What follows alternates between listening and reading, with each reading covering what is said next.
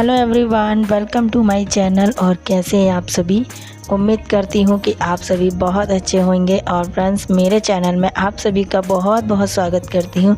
Friends, अगर आप लोग मेरे चैनल पर पहली बार आएँ तो प्लीज़ चैनल को सब्सक्राइब ज़रूर से कीजिएगा।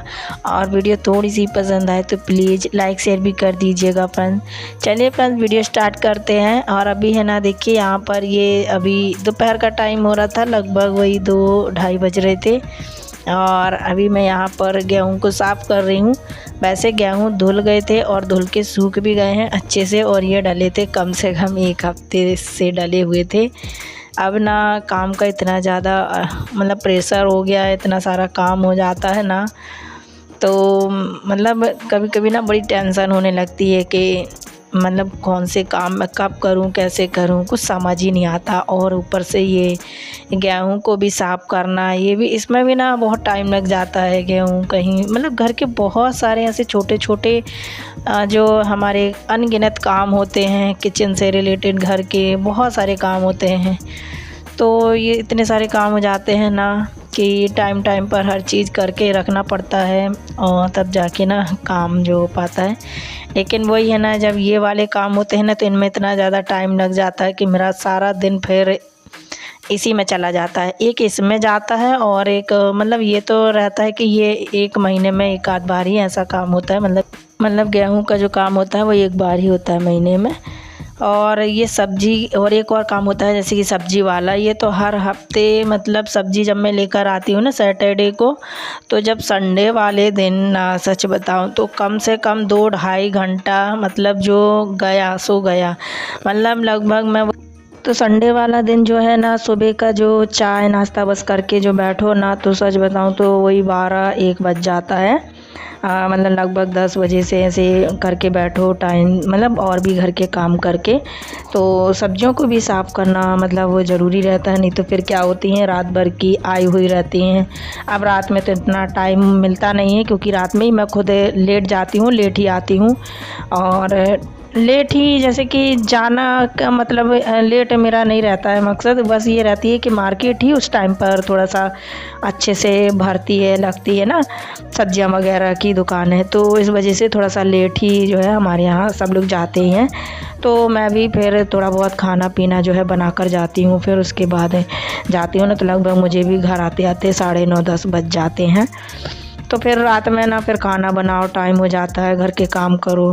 फिर इसीलिए ना सुबह के लिए मैं रख देती हूँ सब्जियों को, तो फिर नेक्स्ट डे की सुबह को मैं सब्जियों को साफ़ करती हूँ। ये रहता है काम। और लेकिन बहुत ज़्यादा टाइम हो जाता है। संडे वाला जो दिन होता है ना, वो मेरा इतना बिजी जाता है, इतना बिजी कि सारा दिन मुझे काम करने में निकल जाता है। फिर मैं थोड़ा बहुत है ना घर की सफाई वगैरह करने में भी लग जाती हूँ। बीच में मैं खाना बना देती हूँ इन लोगों के लिए। मैं तो चाय नाश्ता जैसे है ना कर लेती हूँ। संडे वाले दिन ये रहता है कि मुझे ये रहता है कि मैं पूरा घर का जो है ना थोड़ा सा काम वाम समेट दूँ, क्योंकि अब एक ही दिन जो है वो टाइम मिलता है थोड़ा सा घर को मतलब देखने का, कि चीज़ों को संभालने का। क्योंकि अब मेरी भी जो जॉब है वो दोनों टाइम रहती है, तो फिर वो टाइम मैनेज में हो नहीं पाता है। ऐसे ऊपर ऊपर मतलब हल्का फुल्का तो डेली होती ही रहती है। ये तो सभी हाउसवाइफ जो है ना अपने अपने घर में लेडीज़ जो है सुबह, मतलब सुबह के टाइम में ऐसे हल्का फुल्का डेली रूटीन का जो काम है ना वो होता रहता है। लेकिन जो थोड़ा सा मतलब हफ्ते में जो थोड़ी सी डीप क्लीनिंग हो जाती है, जैसे फ्रिज को साफ़ करना, ये तो मेन काम है। क्योंकि उसमें सब्जियां रखते हैं ना, तो जो भी बची खुची सब्जियां होती हैं वो मैं सारी सब्जियां निकालती हूँ संडे को। और सारी सब्जियों को निकाल के उसका कुछ ना कुछ फिर मैं वही यूज़ करती हूँ। और फिर फ्रिज को साफ़ करती हूँ गीले कपड़े से पोंछ के, क्योंकि अब उसको धोती तो मतलब ऐसे धो तो नहीं पाऊँगी कि मैं वहाँ पर मतलब उसको ऐसे बहुत टाइम में ही धोती हूँ निकाल के। 2 जन से बनता है, फिर हस्बैंड जब साथ देते हैं तो फिर मैं धोती हूँ उसको। तो ऐसे करके हो जाता है और उसी में जो थोड़ा सा जो है वो टाइम जाता है। और फिर इसीलिए मैं सोचती हूँ कि संडे को चलो घर के थोड़े और काम जो है ना वो काम कर लेती हूँ। यहाँ की जो डिब्बे वगैरह ये साफ़ करना, पोंछना, बहुत सारे काम रहते हैं फ्रेंड्स, कपड़े वगैरह निकल जाते हैं। और अभी ना मेरे हाथों में ना फिर से दिक्कत हो गई है, फिर अभी कुछ दिनों के लिए 1-2 महीने जो है ना वो ठीक हो गए थे। जो मैंने बताया था एकदम फट रहे थे मेरे हाथ, उंगलियां और गद्दी जो है ना वो फट रही थी, तो हथेली। लेकिन पता नहीं कैसे फिर से वो है ना दरारें सी आ गई हैं फिर से। इतना ज़्यादा चिनमिनाहट सी हो रही थी ना कि अब क्या ही बताऊँ, बहुत ज़्यादा। तो बहुत ज़्यादा बड़ी मुश्किल से फिर मैंने काम की, ये काम तो अब करने ही पड़ेंगे। तो यहाँ पर देखिए कार्तिक ने जो है ना अपनी मैगी बनाकर खा ली और खाना थोड़ा सा रखा था, तो हस्बैंड को रोटी और सब्ज़ी मैंने बनाकर दे दी। कल जो है ना वो मछली बनी हुई थी, फिश, रात को, तो फिर वही रखी थी, तो मैंने रोटी बनाई गरम गरम और बहुत सारी रखी थी मछली। मैं भी बहुत कम ही खाती हूँ मछली, मतलब वही थोड़ा सा मतलब कांटे का जो डर है ना वो रहता है, तो उनके लिए वो कर दिया। कार्तिक ने मैगी बना ली और यहाँ पर देखो मैं बना रही हूँ ये थोड़े से दही बड़े।